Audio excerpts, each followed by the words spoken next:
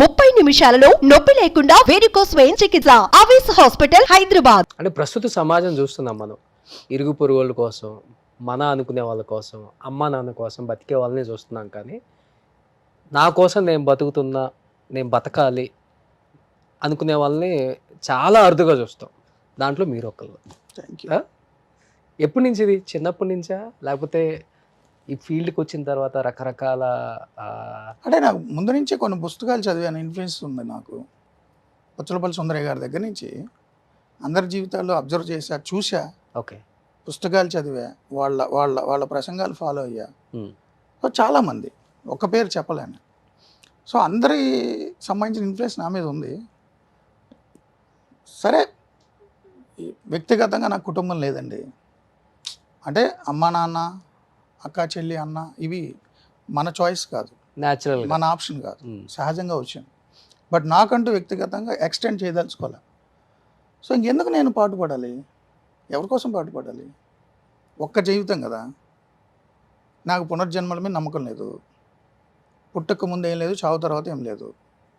ఈ ఉన్న కొద్ది జీవితం మీరు గమనిస్తే సార్, మీరు ఒక చిన్న పల్లెటూరులో ఎవరైనా ఒక కామన్ మ్యాన్ చనిపోయినా మీరు అక్కడ ఒక ఫోటో పెట్టేసి రాళ్ల మధ్యలో 1972 2020 అని వేస్తారు అంతే. మధ్యలో గీత ఉంటుంది.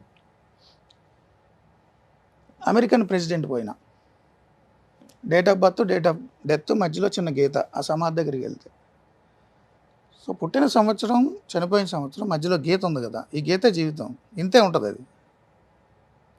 ఇంత గీత కోసం ఏం చెప్పారు sir?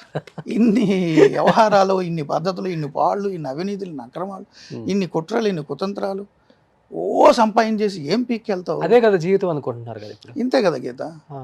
Date of birth, date of death, మధ్యలో గీత. ఆ గీత కోసం ఎందుకు ఇంత గింజుకు చచ్చిపోవాలన్నా? సో నాకు అంత కోరికలు లేవు, కుటుంబం లేదు. నేనేం చేయాలి సంపాదించి? 30 సార్లు అయితే తిండగా ఎవడన్నా రోజుకి? ఒకసారి 2 సార్లు తింటారు. నా గురించి మీకు తెలుసు, నా డైటు, నా అవును వ్యాయామం, క్రమశిక్షణ. దేనికోసం సంపాదించాలి? ఇంత ఫిలాసఫీ ఫాలో అవుతారు, ఇంత గీతే జీవితం అన్నారు, అంతే కదా. మరి ఎందుకు పెళ్లి చేసుకోవట్లేదు? ఆ గీతలో ఇంకో గీత ఎందుకు యాడ్ చేయడం? అందుకనే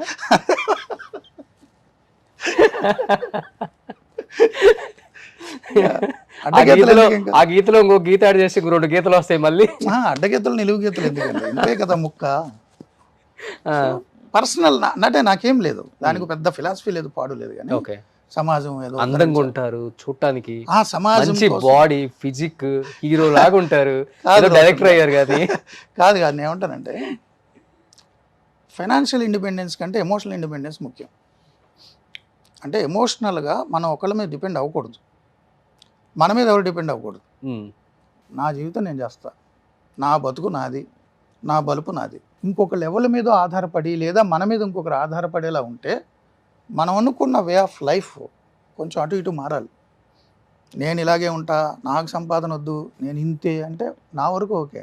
ఓకే, బట్ కుటుంబ సభ్యులు వస్తే వాళ్ళ కోరికలు, వాళ్ళ జీవితం ఉంటుంది కదా. సో నేను మార్చుకోవాలి లైఫ్ స్టైల్. నేను మార్చుకొని ఇలాగే మూర్ఖంగా ఉంటానంటే, నన్ను నమ్మి ఒక సెపరేట్ ఇంకొక human being under one roof నాతో షేర్ చేసుకోవడానికి, వచ్చే 50 ఏళ్ళు 60 ఏళ్ళు నాతో గడపడానికి వచ్చిన వ్యక్తికి కష్టం కదా. నా ఈ ఫిలాసఫీలు, ఈ రూల్స్, ఈ వ్యవహారాలు మూర్ఖత్వం కదా. వాళ్ళు ఎందుకు ఇబ్బంది పెట్టాలి? దీనికి కూడా ఇష్టపడి ఓకే ఇలా బతుకుతే నాకు చాలా ఇష్టం. అవన్నీ లాటరీ. మొదట్లో బాగానే ఉంటుంది, ఆ తర్వాత నా జీవితం నాశనం అని గోళ్ళు మొదలవుతాయి, నా జీవితం నాశనం అని నాకు గోళ్ళు మొదలవుతాయి. ముందున్నటువంటి ప్రేమలు, భాషలు, చేసిన ఇవన్నీ కథలు, సినిమాలు వర్కౌట్గా. అంటే అంటే అంటే ప్యూర్లీ పర్సనల్ అండి పెళ్ళి అనేది. సమాజానికి ఒక ప్రకటన అంతే, సామాజిక ప్రకటన కోసం పెళ్లి చేసుకున్నాం అని అందరికీ చెప్తారు. సో నాకు అవసరం లేదు, ప్యూర్లీ పర్సనల్. నేను సమాజానికి కూడా చెప్పాల్సిన పని లేదు, ఎందుకంటే ఎవరో ఇంపాక్ట్ అవ్వాలి, ఇన్ఫ్లుయెన్స్ అవ్వాలని కోరికలు కూడా నాకు లేవు. Purely my personal decision. ఉప్పు కారం తింటున్నాం కదా సరే, ఎలా కంట్రోల్ చేసుకోగలం ఫీలింగ్స్, ఎమోషన్స్? కాదు, purely it's my personal decision. So సొసైటీతో డిస్కస్ చేయాల్సిన అవసరం లేదు, అది నా ఒపీనియన్. నేను ఏదో అంత గొప్పని ఎంత గొప్పని నేను సమాధానం చెప్పదలుచుకోవాలి. నేను ఎంచుకున్న మార్గంలో నాకు నచ్చినట్టు నేను వెళ్ళదలుచుకున్నా. ఇంకొక వ్యక్తిని ఆ జర్నీలోకి నేను తీసుకురాలేను. ఇది ఫస్ట్ నుంచే అనుకున్నారు అసలు? డే వన్ నుంచి, ముందు నుంచి ప్యూర్లీ పర్సనల్ డెసిషన్ ఇది.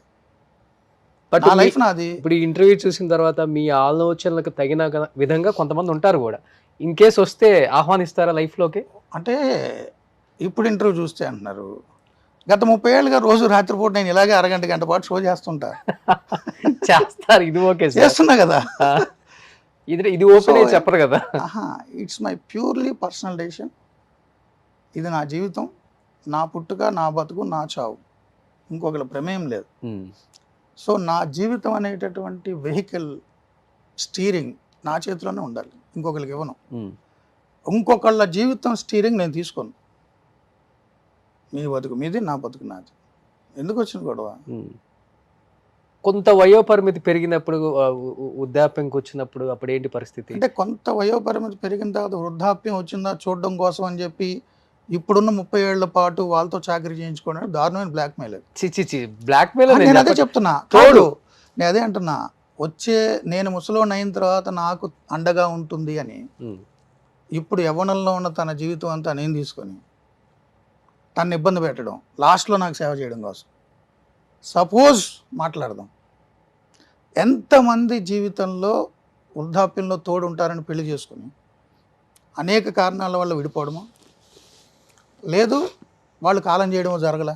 అవును, స్వార్థం కదా. నేను ముసలోని అయిన నాకు సేవ చేస్తుంది కాబట్టి ఇప్పటి నుంచి నేను పెళ్ళి అనే ఒక ముసుగులో చేస్తాను, అది కరెక్ట్ కాదు. ఏం చేస్తారు సార్ అమ్మ నాన్న మొన్నే చనిపోయారు. ఓకే, 1 year అయింది, ఈ రోజు కరెక్ట్గా 1 year. సో వాటి మీద కూడా నాకు నమ్మకం లేదు కాబట్టి నేను వెళ్ళలేదు. 92 years ఆయనకి. 92 years నాన్నగారికి? 92 years అప్పుడు చనిపోయారు. ఓకే. సో నాన్న వ్యవసాయం చేసేవారు, కరణికం చేశారు.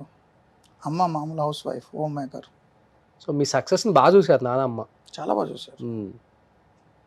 బాగా ప్రౌడ్ బాగా ప్రౌడ్ ఫీల్ అవుతారు. నన్ను పోలీసులు తీసుకెళ్ళినప్పుడు, అప్పుడు టీవీలో చూసినప్పుడు జనం అంతా భయపెట్టి ఆయన దగ్గరికి వెళ్ళి మాట్లాడినా ఆయన పెద్ద వరి అయ్యేవారు కాదు. వాడు అంతేనండి, అది వాడి జీవితం అనేవారు. ఉండంగా వాళ్ళు కూడా మీ రూట్లోకి వచ్చేసారు అసలుకి. నాన్న కూడా ఎప్పుడు పెళ్లి చేసుకోమని అనలే, లైఫ్లో ఒకసారి కూడా అనలే. నీ లైఫ్ నీ ఇష్టం రా అన్నారు. Great father. చాలా ప్రోగ్రెసివ్ థాట్స్ ఆయన. ఫీల్ అయితే అమ్మ ఫీల్ అవుతారే, కొంచెం ఫీల్ అవుతారు కదా. ఆమె ఇష్టం అది ఫీల్ అవ్వడం అనేది. ఫీల్ అవ్వద్దని కూడా మనం చెప్పలేం కదా, అది ఆమె అభిప్రాయం, ఆమె హక్కు ఫీల్ అవ్వడం, మనం ఎవరం కాదన్నాను. సో నా జీవితం నా హక్కు. సుమన్ టీవీలో మీ పర్సనల్ అండ్ బిజినెస్ ప్రమోషన్స్ కోసం కింది నెంబర్కి కాంటాక్ట్ చేయండి.